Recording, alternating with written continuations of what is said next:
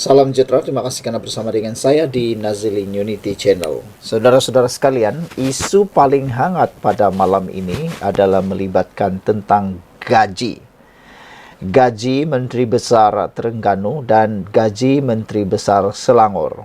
Wow, dua-duanya Menteri Besar. Tapi ada perbezaan kemajuan di Terengganu banding dengan Selangor. Siapa yang lebih besar gajinya? Adakah negeri yang maju, yaitu Selangor, lebih besar gaji menteri besarnya ataupun Terengganu yang jauh ketinggalan berbanding Selangor? Rupa-rupanya, saudara-saudara sekalian, didedahkan gaji menteri besar Terengganu rupanya lebih tinggi dari Selangor. Hasil negeri ... Gaji menteri besar Terengganu rupanya ketiga tertinggi di negara ini, malah jauh lebih besar daripada Menteri Besar Selangor. Semakan Kini News Lab mendedahkan gaji bulanan Menteri Besar Terengganu mencecah RM30.000 sebulan berbanding RM25.000 bagi Ketua Eksekutif Selangor. Berikut saya bacakan kepada anda beberapa gaji yang telah tertera dalam Harapan Daily ini. Gaji Menteri Besar Kelantan RM20.000 dengan KDNK per kapita ialah 119% gaji Menteri Besar kepada KDNK per kapita. Gaji di Sabah pula, iaitu Ketua Menteri Sabah, ialah RM33.000 dan 33 sen, KDNK per kapita 31.147. Terengganu, gaji Terengganu, Menteri Besar Terengganu pula ialah RM30.000, gaji Menteri Besar Perlis RM20.000, Kedah RM22.000 dan Perak RM25.000, Pahang RM30.000, Sarawak RM39.000, Malaysia RM22.000 dan Selangor hanya RM25.000.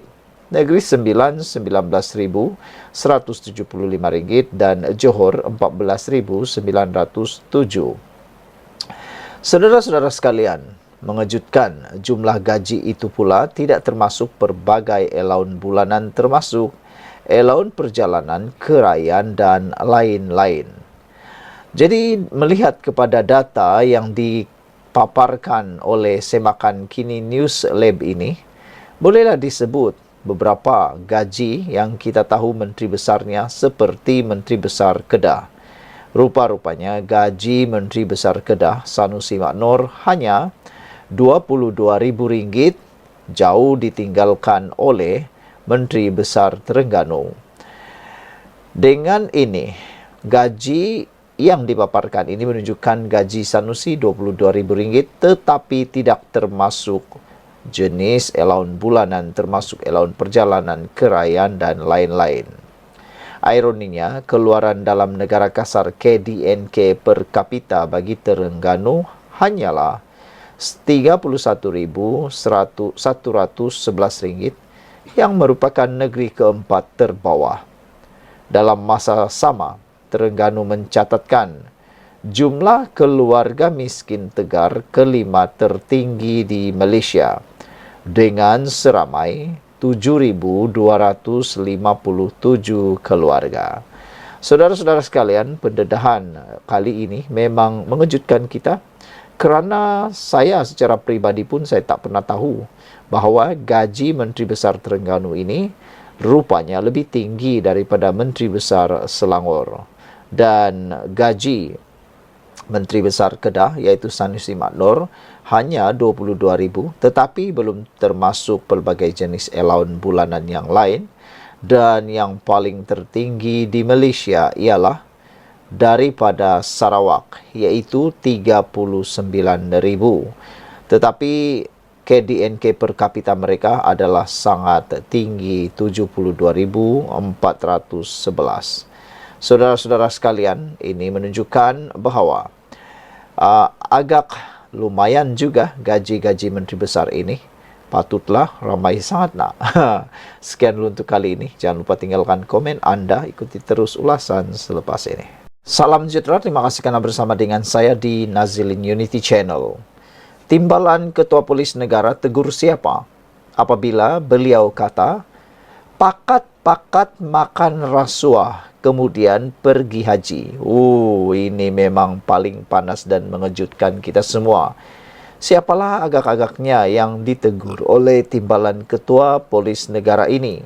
Siapalah orang yang sanggup pakat-pakat makan rasuah kemudian pergi haji ini? Ini memang betul-betul panas. Timbalan Ketua Polis Negara Ayub Khan Maidin Piche berkata, rasuah kini menjadi musuh nombor 1 negara. Melihat kepada kerosakan akibat perbuatan itu kepada masyarakat dan negara. Menurut ucapan yang dimuat naik di akaun rasmi media sosialnya, Ayub Khan berkata, pentingnya untuk semua pihak membenteras rasuah dari peringkat atasan hingga ke bawah. Katanya, amat mendukacitakan apabila orang Melayu Islam sendiri seperti menganggap rasuah sebagai satu budaya. Dalam konteks rasuah ini, kalau kita betul-betul nak benteras, bagi betul-betul ada impak besar, ambil daripada atas. Kalau yang di atas atau kalau yang atas diambil tindakan, yang bawah akan takut. Tapi kalau atas dibiarkan, atas yang menggalakkan rasuah, bawah ini yang akan bermaharajalela pula.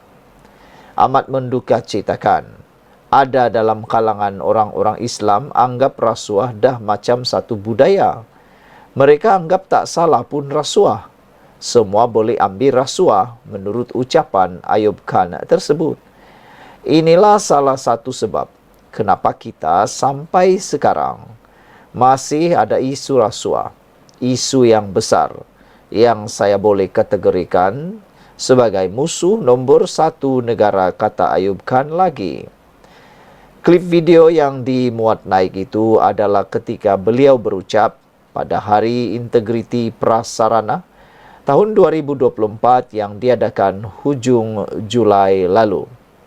Ayub Khan berkata, orang yang makan rasuah menganggap apabila mereka pergi menunaikan umrah atau haji, dosa itu telah diampunkan Allah. Namun katanya, dosa terhadap masyarakat adalah lebih besar kerana rasuah adalah memakan duit orang lain. Banyak dalam kalangan orang Melayu Islam kita yang masih beranggapan rasuah ini okey, kata Ayub Khan. Dia orang anggap rasuah ni ibarat cukup tahun pergi haji habis dosa. Balik haji bersih, seputih kain putih, kata Ayub Khan lagi. Setiap bulan dia pergi umrah. Tiap-tiap tahun dia pergi haji. Tapi duit rasuah. Dengan anggapan dia bahawa tindakan dia makan rasuah tak apa. Nanti pergi haji minta maaf, minta ampun, Allah maafkan, kata Ayub Khan. Tidak. Rasuah ini kita punya dosa dengan masyarakat, kata Ayub Khan lagi. Yang menjadi persoalan netizen pada malam ini ialah siapa yang disindir, ditegur oleh timbalan Ketua Polis Negara ini. Pakat-pakat makan rasuah kemudian pergi haji. Wow, ini betul-betul mengejutkan kita semua. Pendedahan berani daripada timbalan Ketua Polis Negara. Berjumpa lagi, tinggalkan komen Anda. Ada seorang netizen dalam ruangan komen mencadangkan supaya parti bersatu keluar cepat-cepat Perikatan Nasional. Dia kata, oleh kerana sudah beribu ahli dan pemimpin parti bersatu rasa malu dan rasa dipermain dan digula-gulakan oleh pemimpin PAS, parti PAS terutamanya berkait dengan PR Kenenggiri dan pemilihan calon PR Kenenggiri, mereka rasa malu. Mereka kata kami rasa malu, hilang maruah karena seperti dipermain dan dianak-anakan, serta lebih teruk lagi, mereka seperti digula-gulakan oleh PAS. Netizen ini kata, kalau sudah rasa seperti itu, kalau sudah rasa seperti dipermainkan, diperolokkan, ataupun digula-gulakan oleh parti PAS, kata netizen ini, kenapa tidak keluar saja daripada Parti Perikatan Nasional? Jangan-jangan nanti setiap kali pilihan raya kecil diadakan akan berulang lagi. Kalau sudah tercuba sekali, akan ada patukan kedua, ketiga, dan keempat. Kalau dah kena sekali, pasti akan berulang lagi. Itulah PAS, kata netizen ini. Ini beliau kata telah pernah berlaku dalam Parti AMNO, gabungan AMNO dan Parti PAS dalam Muafakat Nasional. AMNO dipatuk oleh Parti PAS. Dan saudara, apabila netizen ini kata kalau dah sedar bahwa Parti PAS menggula-gulakan Parti Bersatu, keluar sajalah daripada Perikatan Nasional, kata beliau. Nanti jangan-jangan pada pilihan raya akan datang berlaku lagi ulangan, yang mana calon diambil daripada Parti PAS, dikeluarkan jadi ahli daripada ahli PAS dan dijadikan ahli Bersatu, dan Bersatu pula terima dengan seadanya. Hairan kan? Di mana ahli-ahli Parti Bersatu yang lain? Bukankah Parti Bersatu mempunyai ahli yang lebih ramai lagi? Takkanlah tiada pemimpin yang boleh dicalonkan dalam PR Kenenggiri sehingga terpaksa import pula pemain daripada calon daripada Parti PAS. Ada netizen kata sebenarnya itu hanyalah import. Calon PR Kenenggiri daripada Parti PAS itu adalah import. Sengaja dikeluarkan daripada Parti Bersatu, direstui keluar daripada Parti Bersatu untuk mewakili daripada Parti PAS, maksud saya. Kini menyertai pula Parti Bersatu dan mewakili Parti Bersatu. Kata mereka, ini betul-betul memalukan.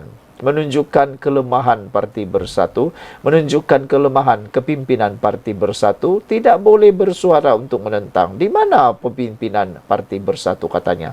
Jadi, persoalannya pada petang ini ialah, adakah Anda bersetuju kalau Parti Bersatu ada dua pilihan? Pertama, keluar daripada Perikatan Nasional dan mulalah menyokong kerajaan perpaduan pimpinan Anwar Ibrahim.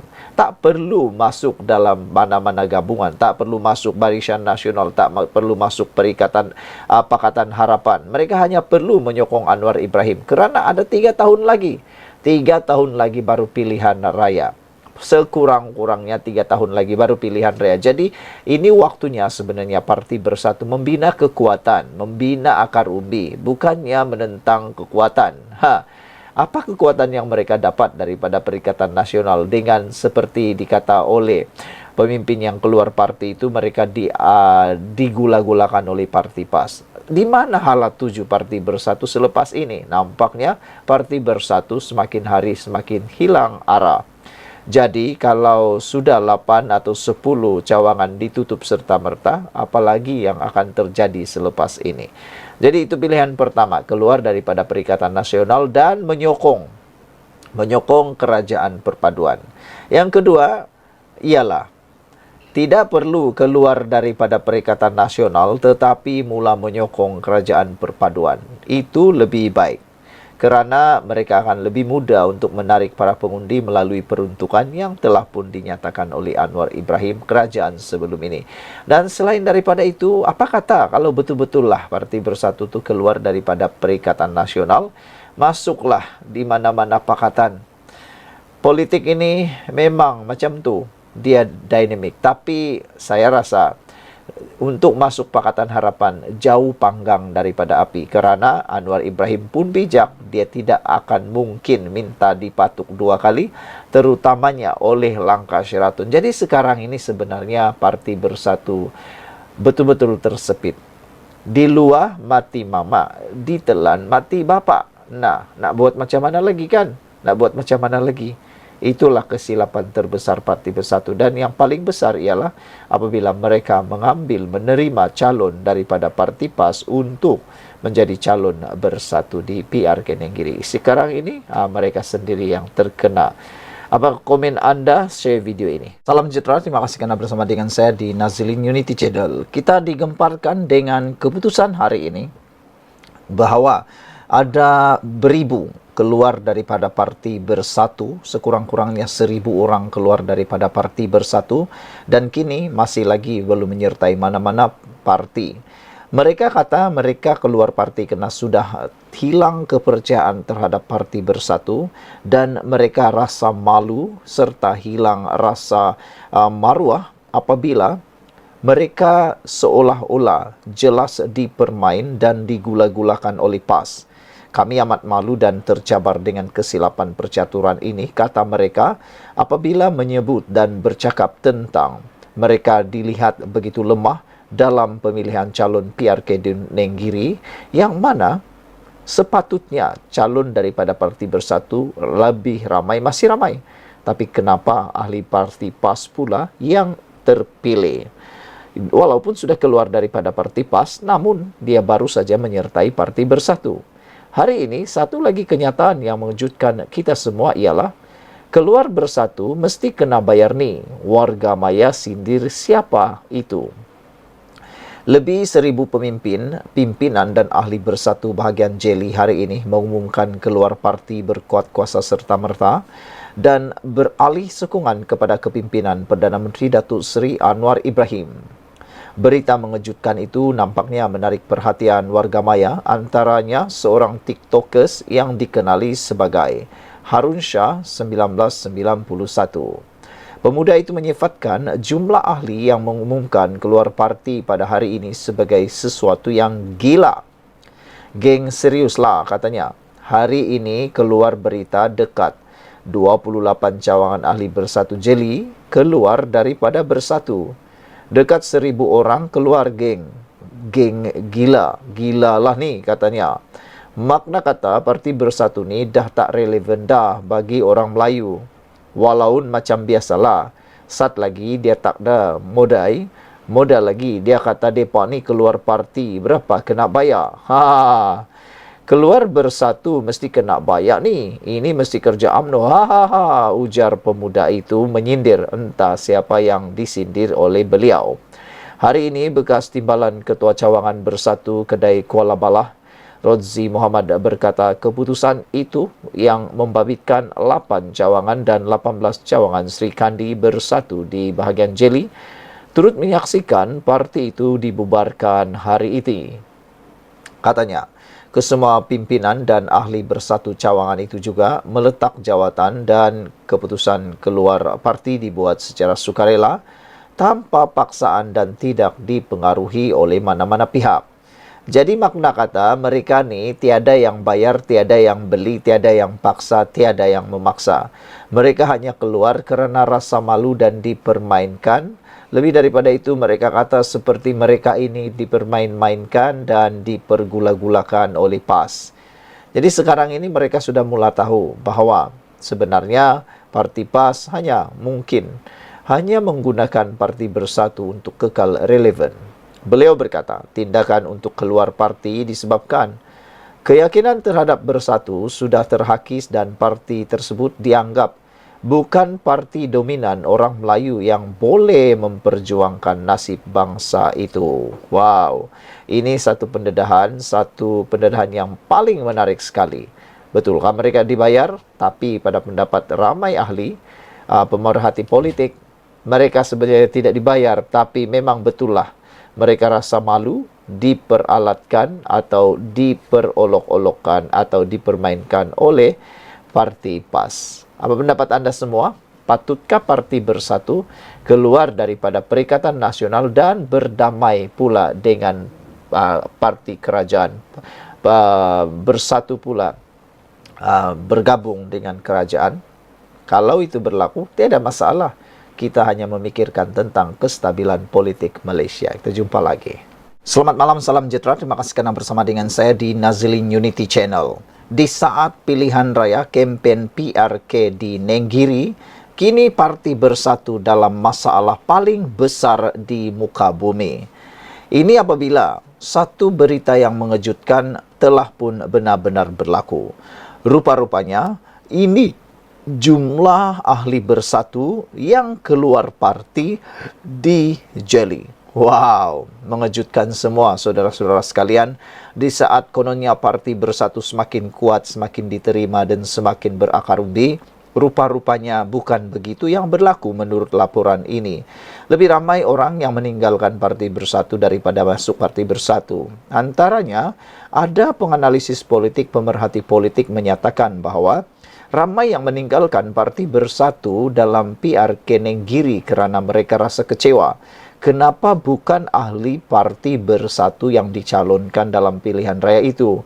Sudah habiskah ahli dalam parti bersatu untuk dicalonkan sehingga parti bersatu rela menerima wakil ataupun calon pilihan raya itu daripada PAS yang hanya seakan-akan dipinjamkan kerana beliau pindah daripada parti bersatu 2 hari sebelum pencalonan. Bayangkan saudara-saudara sekalian, 2 hari pindah keluar parti PAS dan menyertai menjadi ahli bersatu, terus pula dapat dicalonkan. Agak-agak anda, kalau anda berada dalam parti bersatu, agak-agak apalah perasaan dan hati anda, kan? Anda yang telah bermati-matian berkorban masa, tenaga, uang, ringgit, tinggalkan keluarga, berjuang untuk menaikkan nama bersatu, memperjuangkan kehebatan parti bersatu, tiba-tiba pula ada orang yang baru 2 hari menjadi ahli, jadi calon. Anda fikirlah sendiri. Lebih 1,000 pimpinan dan ahli bersatu melibatkan 8 cawangan di Jelly mengumumkan keluar parti berkuat kuasa hari ini.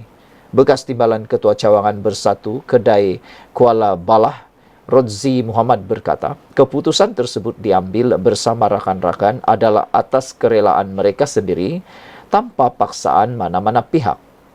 Katanya, keyakinan mereka terhadap bersatu sudah terhakis dan parti itu disifatkan bukan lagi parti dominan orang Melayu yang boleh bergantung harap. Bersatu dilihat begitu lemah dan ini jelas dalam pemilihan calon PRK Dun Nenggiri, di mana bersatu jelas dipermain dan digula-gulakan oleh PAS. Kami amat malu dan tercabar dengan kesilapan percaturan ini, kata mereka. Kami melihat kerajaan perpaduan yang dipimpin Datuk Seri Anwar Ibrahim lebih berkarisma dan berdaya maju.